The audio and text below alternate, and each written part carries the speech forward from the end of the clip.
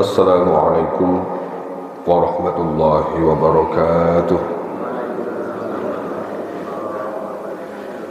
Innal hamdalillah hamdan yuwafi ni'amahu wa yukafi'u mazidah.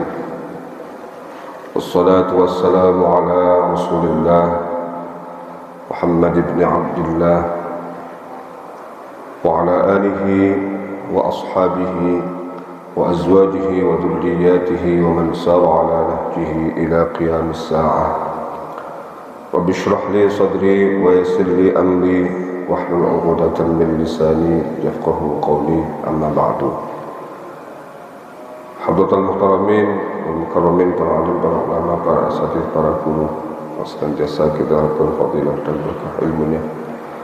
Segenap pengurus PKM dan Yayasan Masjid Raya Bani Umar yang saya muliakan, dan khususnya hadirin dan hadirat jamaah salat subuh rahimakumullah. Pertama dan yang paling utama, tentu saja mari kita bersama-sama memanjatkan rasa syukur kita kehadirat Allah Subhanahu wa taala atas berbagai limpahan nikmat, karunia dan anugerah yang senantiasa Allah hadirkan kepada kita.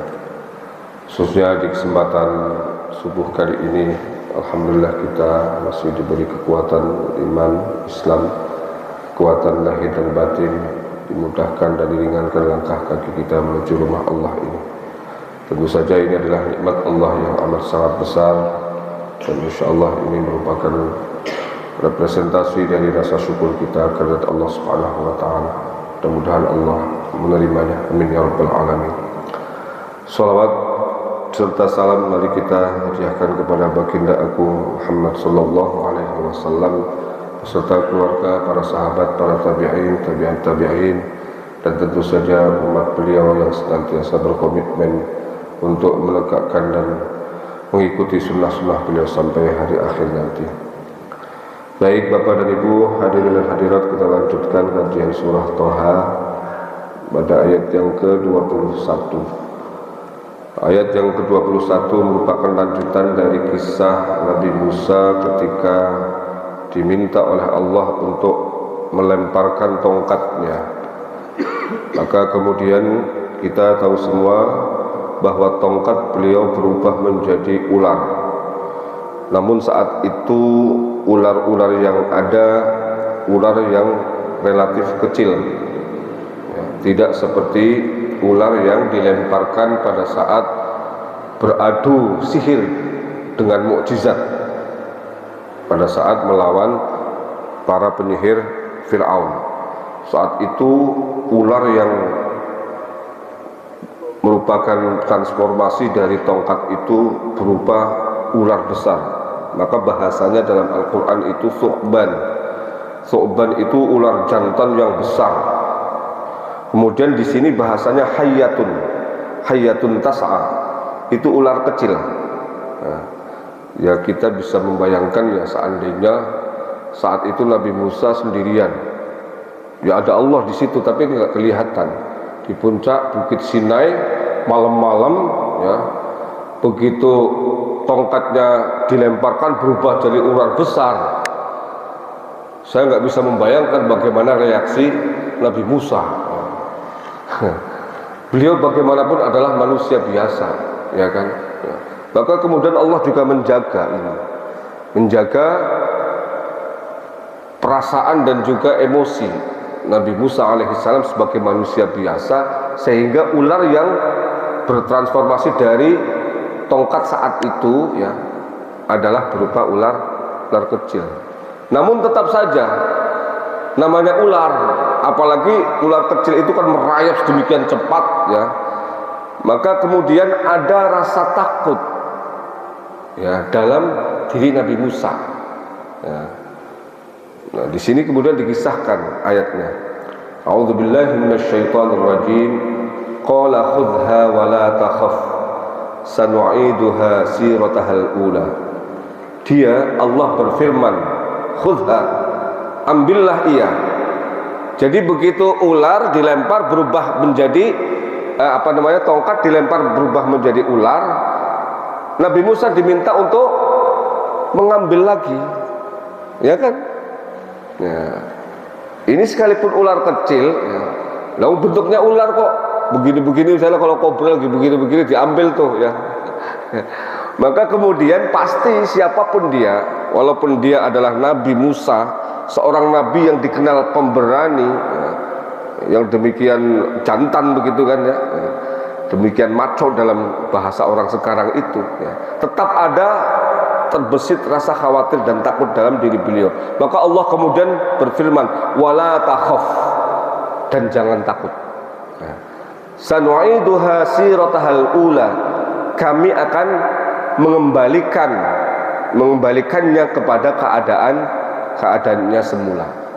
Jadi karena kekhawatiran Nabi Musa itu, maka Allah menyampaikan sugesti, gak usah takut, ular itu akan aku kembalikan kepada kondisi semula, yaitu berubah menjadi tongkat. Nah, kemudian ayat berikutnya masih berkaitan dengan mukjizat yang lain. Kita lanjutkan sampai ayat 23. Wadmum yadaka ila janahika takhruj bayda'a min ghairi su'in ayatan ukhra. Wadmum yadaka, dan kepitkanlah kepitkanlah tanganmu ila janahika, di ketiakmu, ya. Takhruj bayda'a, niscaya ia keluar menjadi putih, min ghairi su'in, putih cemerlang maksudnya, putih cemerlang tanpa cacat. Nah, jadi tangannya berubah menjadi putih. Nabi Musa itu Pak, warna kulitnya tidak putih tapi kehitam-hitaman, karena beliau konon itu masih dekat dengan Sudan, ya. Jadi orang Mesir, ya, tapi kulitnya sedikit hitam, ya. Seperti saya lah mungkin gitu, ya, ya. Hitam manis gitu Pak, ya. Ya. Jadi tidak putih, ya. Walaupun juga orang Mesir, ya, terutama kaum Kipti, ini kan Bani Israel, ya. Jadi kaum Kipti, ya, itu lebih banyak yang kulitnya putih-putih, ya.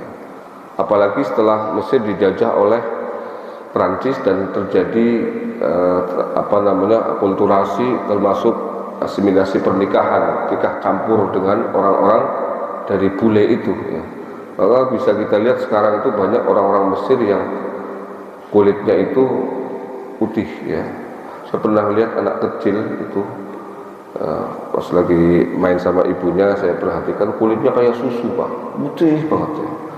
Itu kalau minum kopi itu kelihatan semua di dalam itu ngalir itu, ya. Kalau saya kebalikannya, minum susunya kelihatan semua Pak, ya. Jadi kalau minum susu itu kelihatan semua itu susunya. Dia kebalikan, ya. Saking putihnya saya pegang-pegang, waduh, no, kulitmu kok kayak susu begini, ya.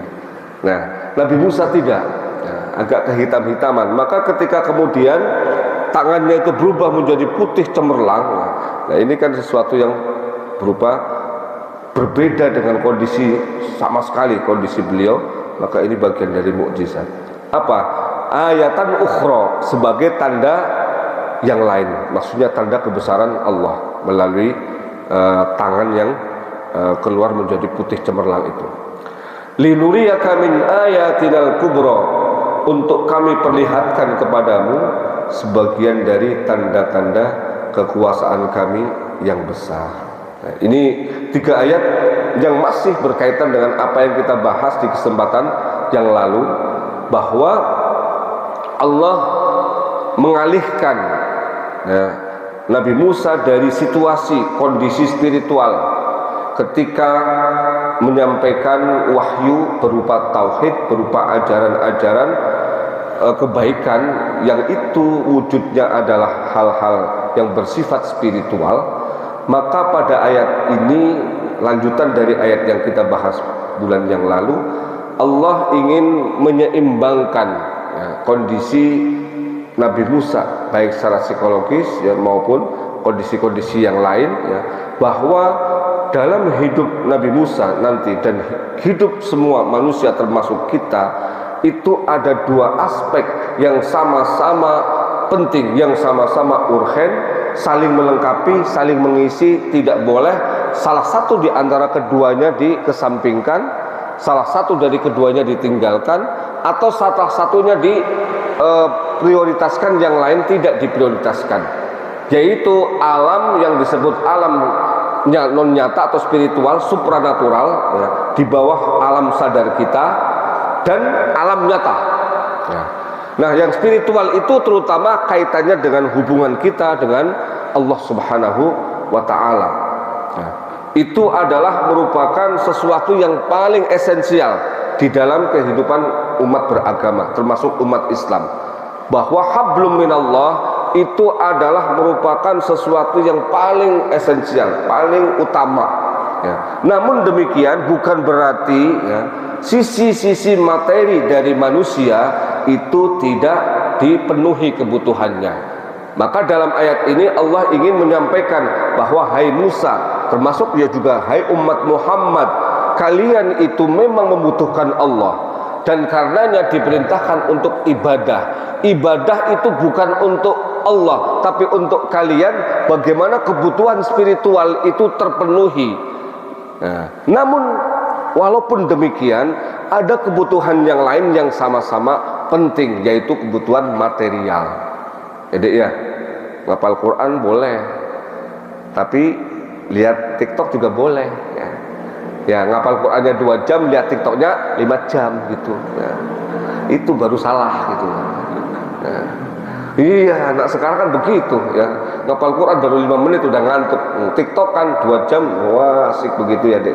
Jangan, dibalik ya, ngapal Qurannya 5 jam, TikToknya 5 menit ya. Ngapain TikTok 5 menit gitu ya, ya. Cuman nginceng aja habis, pindah-pindah gitu ya. Oke. Nah, kita kembali kepada ayat ini ya. Mengapa Nabi Musa takut terhadap ular itu? Nah, apakah seorang nabi juga merasa takut ya, terhadap sesuatu yang bersifat fisik ya? Kalau takut kepada siksa Allah itu semua nabi, dan ketakutan mereka terhadap siksa ini lebih besar dibandingkan ketakutan kepada yang lain. Atau takut khawatir umatnya tidak taat, itu kekhawatiran para nabi dan rasul ya, yang paling besar ya. Nah, ini kan biasa, tapi di sini Nabi Musa diceritakan ya, itu takut terhadap ular. Nah, bagaimana analisisnya? Nah, ini ada beberapa pendapat ulama. Anna dzalikal khaufa min nafratit tab'i li'annahu alaihi salam ma syahada mithla dzalika qattu. Jadi ketakutan, kekhawatiran yang terjadi dalam diri Nabi Musa itu merupakan sesuatu yang normal, merupakan tabiat manusia yang biasa Allah ciptakan kepada siapapun. Apalagi Nabi Musa belum pernah menyaksikan sesuatu yang seperti ini sebelumnya. Ketika tongkat berubah menjadi ular, siapapun dia termasuk Nabi Musa, itu kan merasa ajaib, merasa sesuatu yang aneh dan tidak biasa. Siapapun manusianya menghadapi sesuatu yang baru, yang tidak biasa atau belum pernah dia alami. Saya mau nanya, waktu nikah, bukan nikah yang kedua Pak ya, waktu nikah yang pertama, gimana rasanya? Bisa tidur nggak? Bisa tidur nggak? Saya mau nanya, malam sebelum nikah itu bisa tidur nggak? Bolak balik ke sana kemari, ya nggak?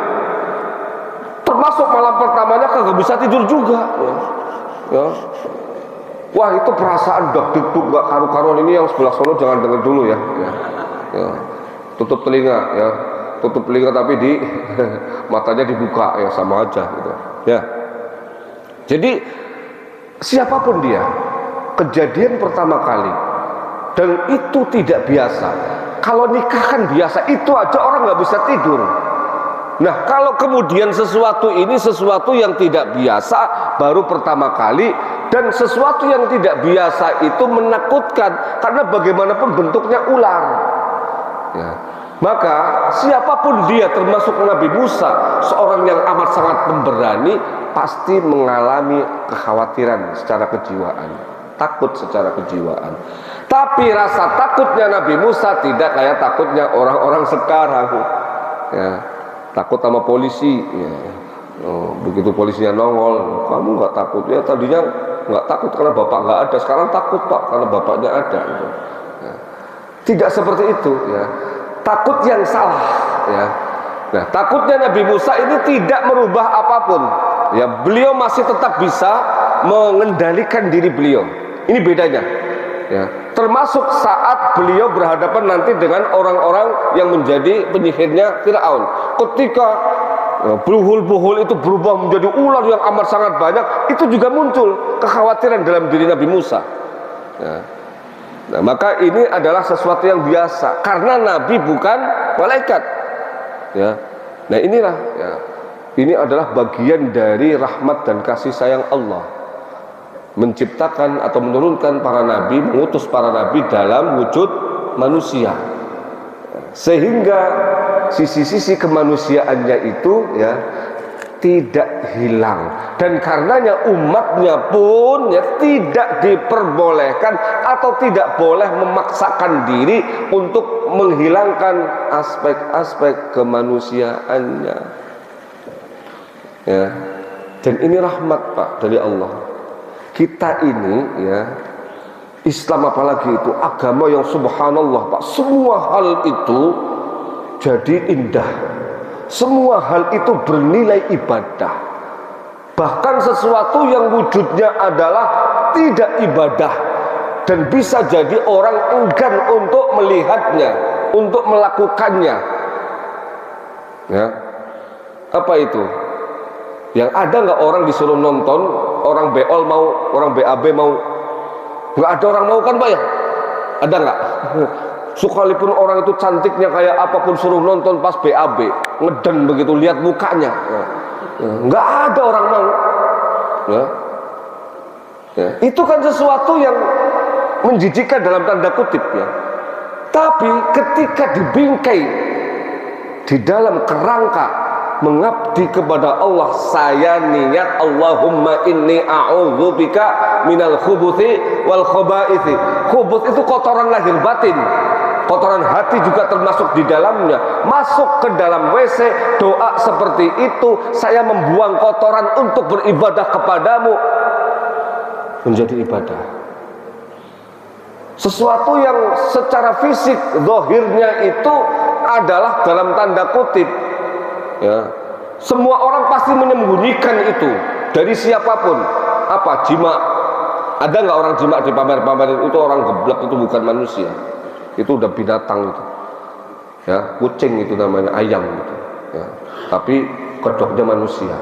Nggak ada orang pengen menunjukkan, menampakkan pada saat berhubungan suami istri, betul, ya. Karena apa? Tabu, ya. Ya nggak? Saru orang Jawa bilang itu, ya. Sesuatu yang saru dan tabu itu, ya, ketika dibingkai dalam rumah tangga melalui akad nikah yang halal, ya, mau tiap malam, mau siang malam, mau berapa kali terserah, mau posisi kayak apa, yang penting di tempatnya. Nisaukum harthul lakum fa'tu harthakum anna syi'tum. Itu menjadi ibadah. Inilah barangkali fasilitas yang Allah berikan kepada umat Islam yang tidak diberikan kepada umat-umat yang lain, ketika semua aspek di dalam kehidupan ini bernilai ibadah, dan karenanya pasti ada reward dari Allah berupa pahala. Betul Pak? Semuanya, ngupil juga pahala itu. Saya niat upil untuk menghilangkan kotoran supaya bisa ngaji dengan baik. Ya kalau upilnya numpuk semua di sini, ya, itu hurufnya nggak bakal ada yang jelas, ya. Ya, wah, mim jadi ba, ya, nun jadi dal, ya, wabibba rojakna hubdum pikun, ya, wamim marozakna jadi wabibba, ya, nggak bisa kebaca, ya. Mim jadi ba, nun jadi dal. Yufiku jadi yung duda, nggak bisa ngaji, ya. Upilnya diambil, ya nggak. Nih, ngulik-ngulik nih, telinga diambil kotorannya. Supaya apa? Supaya kagak songong gitu. Ya Allah, saya ambil kotoran telinga supaya saya tidak songong, dinasehatin sama orang mendengarkan nasihat itu. Ya kan? Semuanya itu, bahkan ngulik-ngulik kuping, ya. Pijetan yang enaknya luar biasa. Ya Allah, saya pijetan, saya niatkan untuk relaksasi badan saya supaya santai, sehingga saya bisa beraktivitas dengan baik untuk beribadah kepadamu. Pijetan juga ibadah. Apa coba yang tidak ibadah? Nggak ada. Maka ini adalah sesuatu yang bersifat manusiawi. Jadi sisi-sisi kemanusiaan yang saya tadi sampaikan, semua hal yang berkaitan dengan sisi-sisi kemanusiaan sekalipun bentuknya adalah tidak terlihat sebagai sebuah ibadah, tetap dinilai ibadah. Karena apa? Kita manusia, nabinya juga manusia. Jadi Allah juga maha tahu, nggak mungkin menuntut manusia untuk jadi malaikat. Nggak mungkin menuntut manusia untuk melakukan sesuatu yang memang tidak dalam kapasitas kemampuannya. Oke, kita lanjut. Ini alasan yang kedua. Atau ada analisis yang kedua, kenapa Nabi Musa takut? Pendapat yang kedua, li'annahu alaihi salam arafa ma laqiya Adam minha. Jadi Nabi Musa itu membaca sejarah. Nah, memang penting ya kita membaca sejarah, ya, masa lalu, ya, itu seringkali menjadi positif tapi juga bisa menjadi trauma negatif, ya. Jadi Nabi Musa itu kan membaca kisah bagaimana Nabi Adam itu disesatkan oleh iblis. Ketika itu iblis masuk ke surga dalam wujud apa? Ular, ya kan? Dalam wujud ular, Pak. Ya, menyesatkan Nabi Adam sehingga beliau memakan buah khuldi, dan Hawa istri beliau itu, ya, setan atau iblis saat itu, ya, merubah dirinya menjadi ular. Ini ada kekhawatiran jangan-jangan ular ini gitu loh. Nah, ini analisis yang lain, pendapat yang lain, ya. Ya, makanya kemudian Nabi Musa khawatir, ya, dan karenanya muncul rasa takut. Nah, ada juga yang mengatakan bahwa ini bukan takut dalam arti yang sebenar-benarnya. Ini adalah bagian rasa takut, ya, yang itu tidak mempengaruhi apapun. Seperti orang misalnya takut ketinggian. Apakah itu menunjukkan kelemahan? Saya itu takut ketinggian, Pak. Kalau lihat ketinggian itu langsung kaki saya gemetar itu. Apakah itu bagian dari kelemahan? Tidak. Mengurangi muruah Nabi Musa sebagai seorang nabi? Kan tidak, Pak, ya. Orang misalnya alergi sama kecoa, misalnya. Lihat kecoa langsung muntah, misalnya. Lihat doang, misalnya. Ada, Pak, ada. Bahkan ada orang alergi dengan minyak tanah. Saya pernah masih ingat ketika saya masih SMP itu, masih MTS. Itu ada kakak kelas saya sudah aliyah, kita sanawiyah, dia sudah aliyah. Namanya Pak Wahyudi, masih saudara itu, saudara dari istrinya paman. Mas Wahyudi ini apa yang paling dia takuti di seluruh hidupnya, ya, di dunia ini? Apa? Minyak tanah, Pak. Minyak tanah. Dia sama apa aja nggak takut, sama minyak tanah takut. Pokoknya kalau lagi macam-macam dikasih tahu minyak tanah langsung kabur gitu, ya. Ya. Apalagi dikasih baunya itu pernah, Pak. Itu teman saya lupa itu namanya siapa, bawa jerigen, Pak, jerigen minyak tanah, ya, ngerjain Pak Wahyudi sih. Ada jerigen Pak Wahyudi, jerigen minyak tanah, dikejar-kejar satu kampung, dia lari terus, Pak, itu, Pak. Diketahuin sama orang. Itu kenapa orang lari-lari? Takut sama apa? Minyak tanah. Ketawa semua orang itu. Tapi Pak Wahyudinya ini nggak bisa menghindarkan diri dari hal itu. Apakah ini kelemahan? Tidak, ya. Hal yang biasa terjadi kepada manusia dan tidak mengurangi sedikit pun, ya, muruah dia, kehormatan dia sebagai seorang manusia, apalagi seorang nabi, ya. Nah, ini yang terjadi, ya. Jadi karenanya kalau misalnya bapak dan ibu ada yang dalam kehidupan ini sesuatu yang dikhawatirkan, yang ditakuti, biasa, Pak. Asal jangan takutnya itu kepada sesuatu yang terlalu sepele, takut sama air, dia nggak bisa minum, nggak bisa mandi ya, terus mau jadi apa gitu kan? Makanya Allah tidak ciptakan itu ya. Sepanjang sepengetahuan saya belum ada orang itu trauma sama air, kecuali air-air tertentu misalnya ya, air teh ya, air kopi atau apa. Tapi air putih kayak begini nggak ada. Ya, kalau ada wah dia nggak bisa hidup gitu. Ya. Tapi mungkin air dalam kemasan-kemasan tertentu atau misalnya air yang mancur atau air yang apa yang ketika mungkin dia pernah mengalami hal-hal yang traumatis. Ya. Itu. Baik, kita lanjut. Nah, karenanya kemudian kita sampaikan tadi ya bahwa apa yang terjadi kepada Nabi Musa ketika kemudian muncul rasa takut dan khawatir itu tidak mengurangi apapun. Nah, kemudian kita akan sedikit menjelaskan karena berkaitan dengan yang namanya mukjizat ya. Ada mukjizat, ada karomah, ada maunah, kita sudah pernah jelaskan, tidak perlu saya jelaskan lagi. Tapi ada yang namanya firasat. Ini firasat ini ternyata ketika kita pelajari, saya dapat dari kitab Syarah At-Tahawiyah Ibnu Abil Izz ya. Itu beliau mengatakan innal firasata salah satu anwa. Firasat ya. Tahu ya firasat itu ya? Ya. Firasah itu bahasa Arab itu, sudah jadi bahasa Indonesia. Innal firasata salah satu anwa. Firasat itu ada 3 macam ya. Yang pertama imaniyah. Firasat yang disebut firasat imaniyah, firasat yang dihasilkan oleh keimanan yang amat sangat kuat dan menancap di dalam jiwa seseorang. Ya, di sini wasababuha nurun yaqdhifuhu Allah fi qalbi 'abdihi wa hadhihi al-firasatu ala hasabi quwwatil iman faman kana aqwa imanan fa huwa ahaddu firasatan. Ya. Jadi ada firasat, Pak. Firasat itu kan wah, kayaknya nggak enak perasaan saya. Kamu jangan keluar dulu ya hari ini ya, di rumah aja. Ya. Wah, ini kok kayaknya pemilu sekarang kok ada sesuatu ya, yang saya tidak bisa gambarkan. Tapi firasat saya mengatakan misalnya bagus atau nggak bagus atau kurang bagus. Ya.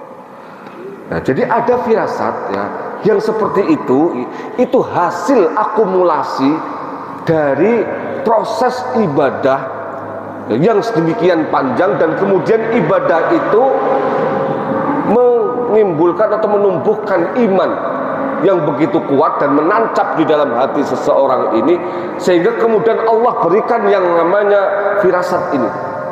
Nah, jadi ini merupakan hasil dari akumulasi pengabdian yang begitu total kepada Allah, dan pada akhirnya kemudian diberi sesuatu yang tidak diberikan kepada orang lain. Ini disebut firasah imaniyah, dan kita sering melihat itu di kalangan orang-orang yang memang punya kapasitas tertentu di dalam ibadahnya yang sangat luar biasa ya.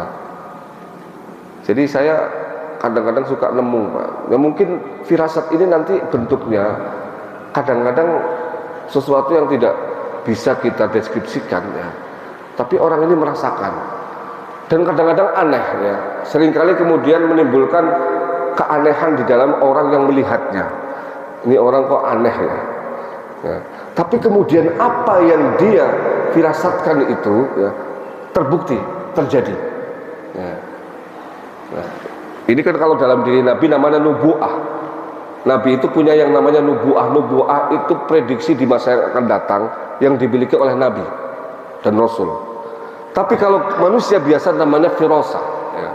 Nah, firasah ini salah satu ya yang paling tinggi nilainya adalah firasah yang dihasilkan dari iman yang begitu kuat dan kokoh itu, sehingga kemudian terrefleksikan, termanifestasikan dalam bentuk pengetahuan yang tidak biasa, pengetahuan yang tidak bisa kemudian dipelajari, pengetahuan yang barangkali ilmunya itu ya tidak bisa ditularkan kepada orang lain, karena memang ini adalah sesuatu yang amat sangat khusus ya.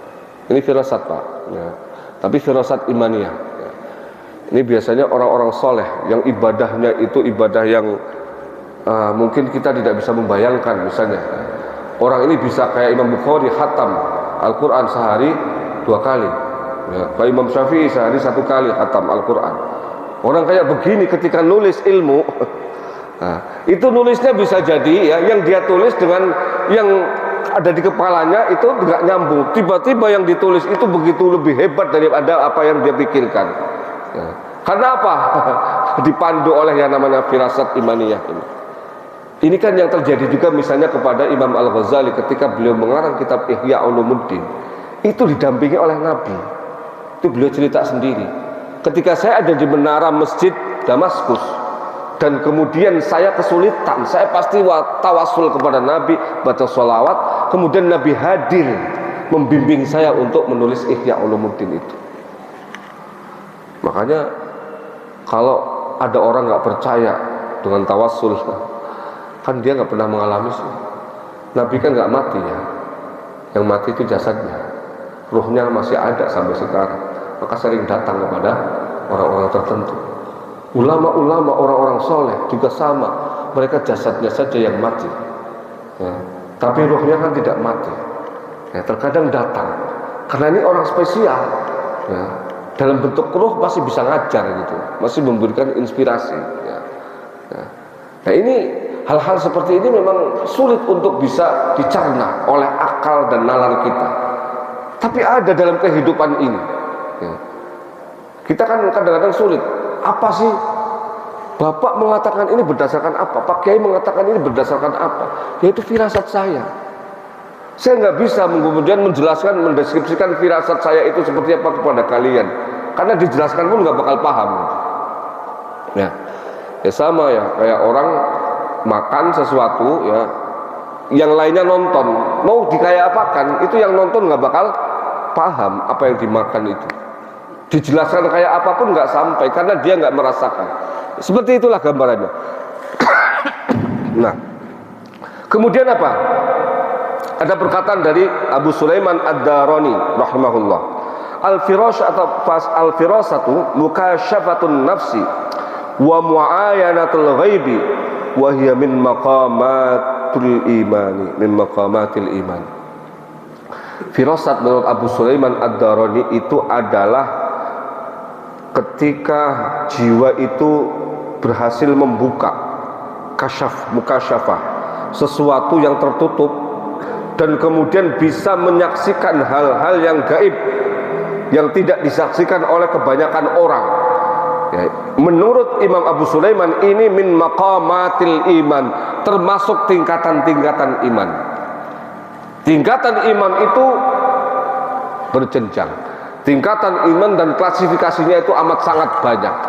Di antara tingkatan iman yang tinggi, level keimanan yang tinggi itu ketika seseorang sudah bisa melakukan kasyaf, membuka tabir rahasia yang Allah ciptakan kepada manusia, dan dia bisa menyaksikan itu. Namanya kasyaf, mukasyafah, ya. Ya, mukasyafah ini bukan terbuka ya, bukan fathah ya, jadi beda Pak. Kasyaf dengan fathah itu beda. Kalau membuka itu buka semua, kayak ini saya membuka nih, saya lihat semua nih yang ada di Masjid Bani Umar, di hadapan saya terlihat semua, itu namanya terbuka. Tapi kalau kasyaf itu ngintip Pak, sedikit dari tirai ya, lihat sebagian kecil dari yang dia lihat itu. Makanya tidak menyalahi kodrat. Yang mengetahui segala sesuatu yang gaib itu hanya Allah. Orang ini diberi oleh Allah juga, tapi hanya sebagian kecil, namanya kasyaf. Makanya biasanya orang-orang kayak gini ya, kita belum menyampaikan apapun dia sudah tahu, ya. Namanya ilmu telepati itu dilogikakan, dinalarkan itu susah Pak, ya. Ilmu telepati ya Pak, kita mengatakan dalam hati, ngirim ya pesan lewat hati, lewat pikiran kepada orang, orangnya jauh ya, ada di tempat, di negara yang lain bahkan, tapi itu sampai pesannya, namanya telepati ya. Dan itu pernah dibuktikan langsung oleh Umar Ibn Khattab. Kalau Nabi oke lah, itu mukjizat. Umar Ibn Khattab pernah melakukan apa yang disebut telepati itu Pak. ya. Termasuk juga teleport. Teleport itu bisa nembus, Pak, nembus sesuatu yang tidak bisa ditembus, ya itu juga bisa. Ya, nyatanya apa? Singgasana Nabi Sulaiman bisa sampai singgasananya Balqis bisa sampai ke tempatnya Nabi Sulaiman. Dari Sabah di Yaman sampai ke Palestina, Pak, dalam sekejap mata. Itu teleport namanya. Orang kalau nggak percaya, Al-Quran sudah menjelaskan. Yang telepati, Umar Ibn Khattab pernah melakukan itu ketika beliau mengutus Sariyah, ya, untuk memimpin penaklukan kota Damaskus, Syria. Saat itu kondisi Sariyah, ya, itu terancam bahaya musuh dari belakang gunung. Jadi Sariyah nggak menyadari ada tentara yang bersembunyi di belakang gunung, dan itu mengancam keselamatan pasukan Islam. Umar Ibn Khattab saat itu sedang khutbah Jumat. Sedang khutbah, pada saat khutbah tiba-tiba beliau teriak, "Ya Sariyatul Jabal." Hei Sariyah, Jabal, Al-Jabal itu gunung. Maksudnya, hei Sariyah, ada musuh di gunung. Nah, Umar Ibn Khattab sedang khutbah. Khutbahnya di mana? Di Madinah. Sariyahnya di mana? Di Damaskus, di Syria. Jaraknya ribuan kilometer. Dengar nggak Sariyahnya? Dengar. Yang hebat juga Umarnya kok melihat gitu loh. Melihat apa yang terjadi, kayak orang lihat yang namanya CCTV itu, kayak monitor itu. Lihat yang terjadi di Damaskus, teriak, yang diteriakin dengar. Itu nyata terjadi itu dalam sejarah seperti itu. Ya. Kita percaya atau tidak percaya, nyatanya ada. Ya. Nah ini kalau memang terjadi kepada seseorang, bisa saja salah satunya diberikan oleh Allah karena memang level keimanan orang ini, level ibadah orang ini sangat luar biasa, sehingga diberi keistimewaan yang tidak diberikan kepada orang lain. Dan kadang-kadang keistimewaannya ini keistimewaan yang ajaib, yang aneh. Saya kan berkali-kali menceritakan itu, bagaimana perjalanan Mbah Maimun itu bisa dipangkas 2 kali lipat. Waktu itu beliau ingin pergi ke makam Imam Asyadzili. Itu dekat Aswan itu perbatasan Sudan. Dari Kairo ke tempat Imam Asyadzili itu 12 jam. Beliau katakan, besok saya pengen pulang, tapi saya pengen ziarah dulu. Kata orang-orang KBRI, gak mungkin Mbak, gak mungkin bisa sampai, pasti terlambat. Gak usah, kata termasuk juga Pak Fadolan, ya, teman saya yang menjadi murid beliau dan mendampingi waktu itu jadi salah satu staf di KBRI Kairo nya. Nah, itu sudah dianjurkan, gak usah Mbah, nanti telat Mbah. Nah, tapi saya pengen banget ziarah. Sudahlah, bismillah, kalau telat ya saya beli tiket lagi. Itu Pak Fadolan cerita sendiri, perjalanan biasa, ya, mobilnya juga jalannya seperti mobil-mobil biasa, nggak ada yang kemudian dipercepat karena memang jalan di Kairo kan sama seperti jalan-jalan di kota di Arab, ya. Itu kan lurus, nggak ada yang namanya belokan, Pak. Padang pasir semua kan, cepat gitu. Tapi kecepatannya itu nggak mungkin, ya. Asumsinya itu sekitar 8-9 jam. Itu bisa 4 jam, Pak. Ya, kayak orang terbang. Ya. Sehingga kemudian, ya, justru yang terheran-heran itu supirnya. Kok jalan biasa cepet banget nyampenya gitu. Mbak Maimun senyum-senyum aja. Buminya Allah, kata dia itu. Buminya ditekuk Pak, dipendekin gitu. Ya. Yang model kayak begini kan susah untuk dipercaya. Tapi kalau kemudian orang ini mengalami sendiri, Pak Fadlan cerita kemana-mana, saya nggak bohong, saya menyaksikan sendiri, saya duduk di samping beliau di tengah, ya, dan mobilnya juga jalannya biasa-biasa saja, tapi sampainya 2 kali lipat lebih cepat dibandingkan biasa. Nah kayak begini ini yang disebut bisa jadi salah satunya karena Allah memberikan sesuatu yang tidak diberikan kepada orang lain karena level keimanannya. Yang kedua ada yang disebut firasah riyadhiyah. Firasat yang karena apa? Karena memang orang ini rajin berlatih, ya. Rajin berlatih. Latihannya apa? Lapar. Dia bisa lapar bertahun-tahun. Puasa, ya, nggak pernah berhenti sampai 50 tahun. Akhirnya bisa terbang. atau dia kuat melek malam, ya riyadhahnya melek malam. Akhirnya apa? Rezekinya itu orang ini beda dengan yang lain. Ya, orang lain harus susah payah, dia itu dikejar sama rezeki. Duitnya miliaran bahkan bisa triliunan. Ya. Apa yang dia sentuh itu jadi duit. Apa yang dia sentuh itu seringkali kemudian menyebabkan apa yang diinginkan oleh orang yang datang itu terkabul. Nah, atau juga misalnya watakhalli, orang ini ya betul-betul berusaha untuk menyingkirkan hal-hal yang buruk dari lahirnya maupun batin orang ini. Ya, tazkiyatun nafsi. Ya, fa inna nafsa idza tajarrat min al-awaq sara laha min al-farah wal kashf bi hasbi mujad tajarrudiha wa hadhihi firashah mushtarakah bainal mu'mini wal kafir. Ingat Pak, yang kedua ini itu bisa didapatkan oleh siapapun. Bukan hanya orang mukmin, bukan orang ahli ibadah. Orang ini nggak pernah ibadah, tapi latihannya dia misalnya seperti Shaolin Kungfu itu Pak, bisa saja puasa sampai 10 tahun. Kemudian latihan tenaga dalam itu luar biasa sampai bisa terbang. Nah, itu bisa dilatih Pak. Ya tentu saja latihannya latihan yang berbeda dengan latihan-latihan ilmu bela diri biasa. Ya mereka mungkin ada bumbu-bumbunya apa, kita nggak tahu.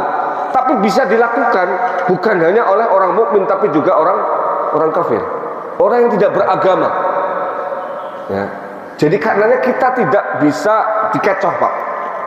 Jangan terkecoh. Misalnya ada orang kok bisa ya melakukan itu keajaiban ya, yang luar biasa, yang tidak masuk akal. Ya. Ini bisa dia dapatkan karena apa? Tadi namanya riyadhah. Riyadhah itu adalah tadi latihan yang amat sangat keras ya, yang dilakukan ya, dengan berbagai cara. Ini kadang-kadang termasuk juga dalam terapi pengobatan Pak. Ada orang tangannya itu kayak es gitu ya. Bisa cuma dipegang aja jadi demamnya berhenti gitu. Demamnya sehat. Ada ya Pak ya? Jadi dipegang aja udah, nggak usah dikasih obat ya. Ini orang demam bisa turun sendiri. Ya. Ini jangan kita terkecoh. Wah berarti orang ini ibadahnya hebat. Belum tentu Pak. Bisa jadi dia karena latihan batin yang sangat kuat. Ya. Nah, latihannya macam-macam. Ya. Saya punya teman. Itu Pak, ya, dia habis isya tidur jam 1 bangun. Itu sampai subuh. Itu baca sholawat nariyah. Ya. Nah, itu bisa sampai 10.000 kali Pak, setiap hari, setiap malam. Ya. Nggak pernah berhenti. Akhirnya apa? Mungkin Bapak dan Ibu tahu yang namanya Alif Center. Itu Zaki yang punya. Itu cabangnya di Indonesia ada berapa? Sudah hampir 50-an cabang. Nah, jadi rahasianya apa? Orang ini ahli baca sholawat dan ahli melek malam ya. Sahrul lail itu ya. Faman talabal ula sahirul layali, kan ada itu syair. Siapa yang ingin mendapatkan ketinggian derajat itu orang harus melek malam, beribadah bukan begadang, bukan ya. Jadi Allah memberikan rezeki kepada dia ya, melalui Alif Center. Itu cabangnya banyak sekali, dan karena dia orang Darul Najah, maka kemudian pegawai-pegawainya mayoritas dari Darul Najah. Itu ada di tempat-tempat elit Pak.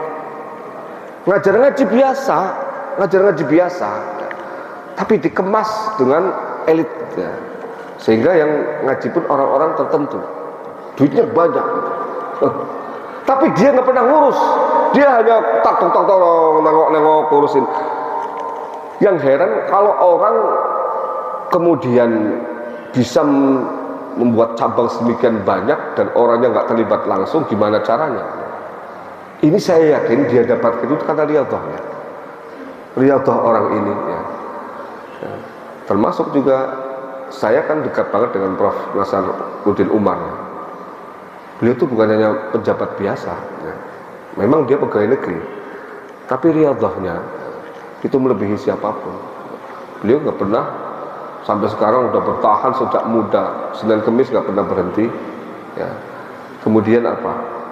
Beliau itu menurut asistennya cerita, beliau itu tidurnya paling akhir, bangunnya paling malam, paling cepat. Itu setiap malam.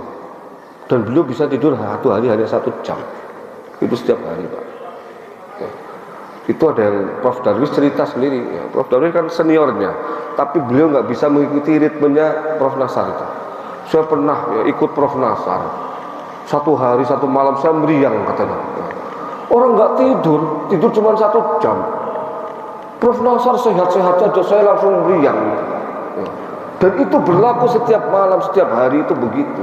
Karena kesibukannya yang luar biasa, itu seringkali ya, pulang sampai rumah jam 12, tidur jam 1, jam 2 sudah bangun. Besok pagi habis subuh udah berangkat kemana, seharian. Kadang pulang malam lagi, kadang nggak tidur. Ya. Sekalipun sibuknya kayak apa, beliau itu coba di koran-koran online itu pasti ada tulisan beliau setiap hari. Karena apa? Ya itu tadi, bangunnya cepat, tidur jam 12, bangun jam 2, habis itu sholat nulis sampai subuh. Ya. Maka kemudian bukunya juga banyak banget itu. Saya kadang-kadang orang pada bingung, ini kapan beliau nulisnya sibuk kayak begini. Ya. Sebelum jadi menteri kan jadi komisaris BUMN dan BUMD, Pak. Ada 4 komisaris ya. Kemudian Istiqlal di PT jadi ketua umum Asadiyah. Asadiyah itu pesantren di Sengkang sana, Sulawesi Selatan, itu cabangnya ada puluhan di seluruh Indonesia. Beliau sering keliling ke sana kemari. Ya. Saya membayangkan itu. Ya. Ini barangkali karena riyadhah. Ya. Maka saya sering kali ya, ketika beliau bicara itu orang diam semua. Kemarin kita raker di Bandung. Ya. Beliau datang setengah 11, bicara sampai jam 12.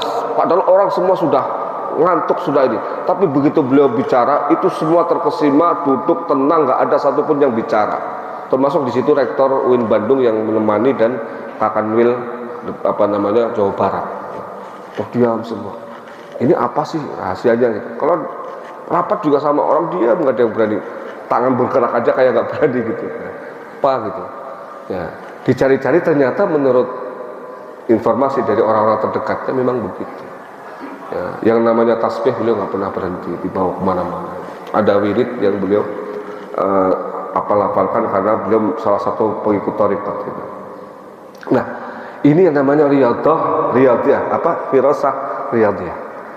Nah, dan karenanya mungkin ya tidak semua orang didapatkan, tapi juga tadi itu kita ketika melihat keajaiban-keajaiban tertentu kepada orang-orang yang bukan ahli ibadah, nggak usah kemudian kita terpesona, terkesima. Bisa jadi karena tadi itu. Kemudian yang terakhir ini yang disebut firasah khalqiyah. Firasat yang merupakan sesuatu ya yang didapatkan oleh ahli-ahli keilmuan tertentu. Saking lamanya dia bergelut di bidang itu, Pak. Sehingga insting dia itu begitu kuat. Misalnya seorang dokter, menurut analisis dokter-dokter yang lain itu penyakitnya A, diagnosanya begini ya. Tapi dokter ini karena firasatnya tadi berdasarkan pengalaman yang sangat panjang, enggak, menurut saya enggak ini, yang betul adalah ini, maka pengobatannya harus begini. Ternyata dia benar, yang lain salah ya. Seorang insinyur misalnya, arsitek, dia melihat yang lain, wah ini dibangun nanti bahaya, gempa, ini tekstur tanahnya nggak cocok ini. Dia bilang enggak, saya bilang enggak, ini paling cocok untuk itu ya. Atau menurut ahli-ahli yang lain, Pak ya. Ya mungkin juga seorang ibu ya, karena memang dia yang mengandung, melahirkan, membesarkan anak ya, itu firasatnya dengan anak itu begitu kuat, nempel sedemikian rupa ya, tidak bisa didapatkan oleh seorang ayah ya. Sehingga kemudian saat dia merasakan sesuatu ya, terkadang anaknya baru meriang di tempat yang jauh, meriangnya baru meriang, hanya panas itu sudah ibunya terasa. Anak saya, Pak, kayaknya sih itu sakit. Padahal nggak ada yang ngasih tahu. Ya, benar diparanin ke pesantrennya, ternyata benar sakit. Bapaknya nggak bisa. Ya karena tadi itu, seorang ibu dengan spesialisasinya yang begitu kuat ya, keterikatan dengan sang anak ya, itu bisa kemudian memunculkan ini. Dan karenanya seringkali disebut ya, firasat seorang mukmin ya, firasatnya seorang mukmin itu adalah kebenaran. Nah, inilah yang kemudian menjadikan apa yang kita bahas sekarang ini, karena masih berkaitan tadi dengan mukjizat, maunah dan karomah itu ya, bahwa dalam kehidupan kita ya, kita ini tidak hanya tergantung kepada hal-hal yang bersifat materi dan fisik ya, yang terlihat ya. Banyak sekali hal-hal, bahkan bisa jadi jauh lebih banyak sesuatu yang tidak bisa kita identifikasi, yang tidak bisa kita deteksi, dan tidak bisa kita proyeksikan, kita orientasikan ke depan ya. Dari sini maka saya mengambil kesimpulan begini, bahwa hidup ini yang paling penting adalah jalani sesuai dengan koridornya, ikuti ritmenya sesuai dengan tuntunan Allah Subhanahu wa Ta'ala, karena tidak semua, bahkan banyak sekali yang tidak bisa kita lihat, yang tidak bisa kita cerna, yang tidak tampak, yang terkadang tampak tapi bukan merupakan substansi atau hakikat dari yang kita lihat, itu tidak sama dengan yang kita lihat. Maka supaya kita tidak tersesat dan tidak kemudian terpeleset, apalagi sampai tertipu, maka yang bisa kita lakukan apa? Yang paling banyak sebenarnya berserah diri kepada Allah. Itu yang paling aman. Saya suka sampaikan kepada anak saya, juga kepada mahasiswa saya, Anda ini kalau hidup berdasarkan perencanaan-perencanaan ya, semata-mata itu, berdasarkan kalkulasi dan perhitungan-perhitungan material, Anda itu sudah sombong ya. Karena Anda menyangka bahwa perencanaan perhitungan-perhitungan itu pasti terlaksana. Betul ya. Padahal banyak hal ya, yang jangankan 1 hari, 2 hari, 3 hari, 1 menit, 2 menit, 1 detik, 2 detik aja kita nggak bisa rencanakan. Orang lagi main badminton, tahu-tahu kelepek-lepek mati. Kita lihat itu di medsos. Lagi main tahu-tahu jatuh, Pak. Lagi nampang begini, bluk, mati. Ya. Lagi main bola. Orangnya kan sehat kalau main bola, apa ya? Profesional lagi. Ya. Pemain bola profesional. Ya kan? Kalau dia main berarti apa? Sudah berbagai hal termasuk aspek medisnya itu diperhitungkan sehat, betul. Tiba-tiba mati di tengah lapangan. Tambah coba. Nah, maka rencana yang paling masuk akal dan paling rasional kita serahkan semuanya kepada Allah. Itu justru rasionalitas kita. Nah, maka kalau seperti ini, itu akan menenangkan. Hidup ini akhirnya menjadi simpel dan mudah, tidak ribet, tidak rumit. Ya. Gimana? Anak kamu sekolahkan di mana? Bismillah, saya sekolahkan supaya dia bisa ngaji, bisa ibadah kepada Allah. Selesai. Simple, Pak. Sekolah favorit, tidak favorit. Favorit menurut siapa? Menurut siapa coba? Apakah yang difavoritkan manusia juga menjadi favoritnya Allah? Pencipta semuanya, pengatur semuanya. Betul. Sekolah unggulan, ada nggak jaminan, Pak? Saya mau nanya. Masuk sekolah unggulan pasti menjadi generasi unggul. Ada nggak jaminannya? Bahwa ketika Anda masuk sekolah ini pasti gedenya, duitnya paling banyak. Ada nggak jaminan? Nggak ada. Tanya tuh kepala sekolahnya, coba. Pak, ada nggak jaminan kalau anak saya masuk sekolah ini, perguruan tinggi ini, anak saya pasti jadi pejabat tinggi, jadi konglomerat? Ada nggak yang bisa menjamin itu? Nah, kalau memang nggak ada, ngapain? Kalau memang kita sudah berusaha memasukkan sesuai dengan kemampuan anak-anak kita, kapasitas kita sebagai orang tua juga, sudah. Nggak usah memaksakan diri sesuatu ya yang menurut orang itu hebat, ternyata kita tidak mampu dan memampukan diri kita sampai nyogok lah, sampai nyuap lah, sampai nyikut orang, pakai ordal lah, segala macam, ini itu segala macam. Ini orang-orang yang kayak begini mengapa melakukan ini, Pak? Karena mereka enggak menyerahkan kepada Allah, tapi menyerahkannya kepada siapa? Kepada manusia. Maka sebenarnya kalau kita bicara ini masalah-masalah yang supranatural kayak begini, maka yang bisa saya sampaikan adalah hidup ini siapa yang menciptakan? Siapa? Terus pencipta kehidupan ini, apakah dia menciptakannya dengan tangan kosong, dengan tanpa adanya bekal, dengan tanpanya adanya modal? Ya, manusia saja kalau ngundang resepsi yang diundang 1000, bikinnya berapa Pak? 1500 paling enggak. Itu manusia loh.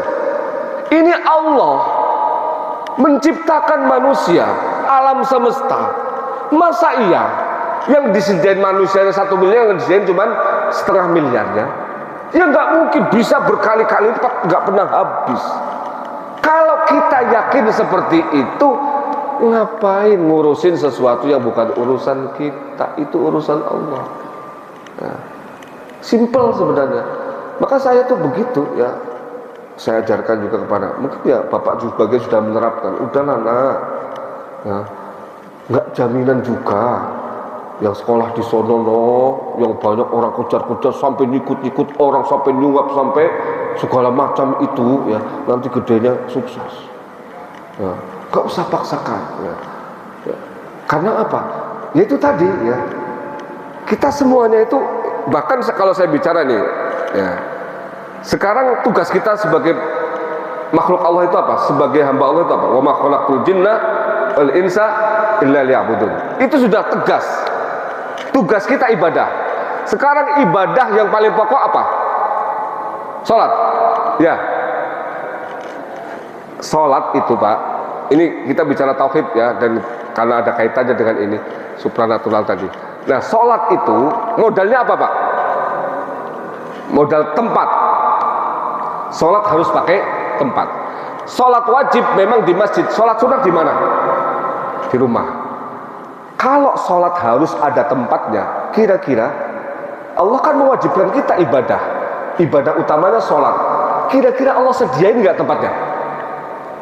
Lah masa iya suruh salat, tempat salatnya nggak disediain? Kan aneh. Pasti disediain. Karenanya pasti ada papan. Rumah itu pasti ada.